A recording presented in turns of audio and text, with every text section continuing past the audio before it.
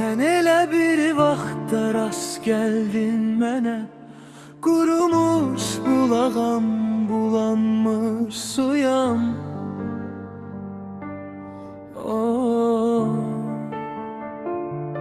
Sen elə bir vaxtda rast gəldin mənə, oxunmuş nəğməyəm, çalınmış toyam.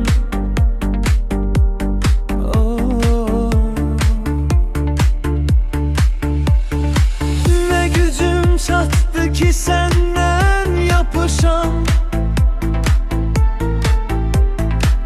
nə gücüm çat ki səndən qaçam mən.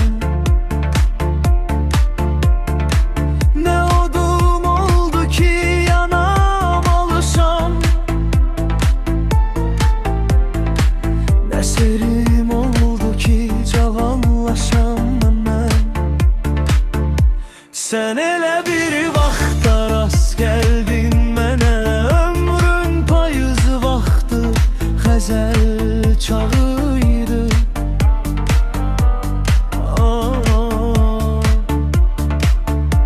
Sen elə bir vaxtda rast gəldin mənə, sənin gəncliyinin gözəl çağıydı.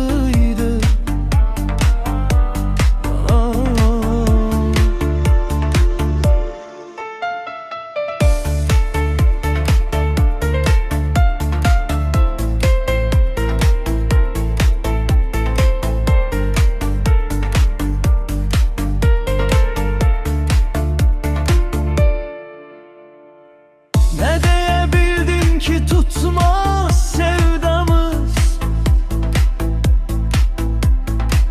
ne diyebildin ki tutar bizimki. Bizimdir semada akan ulduz, o uzakda iten qatar bizimdir.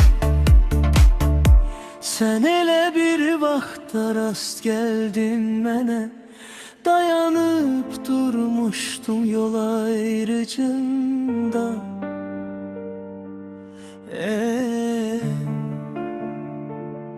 Sen elə bir vaxtda rast gəldin mənə, bir üzüm cavandı, bir üzüm qoca.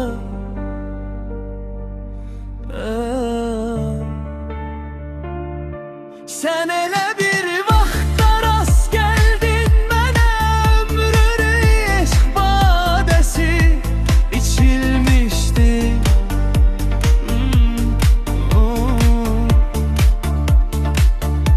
Sen elə bir vaxtda rast gəldin mənə, mənzilimin çoxu keçilmiş idi.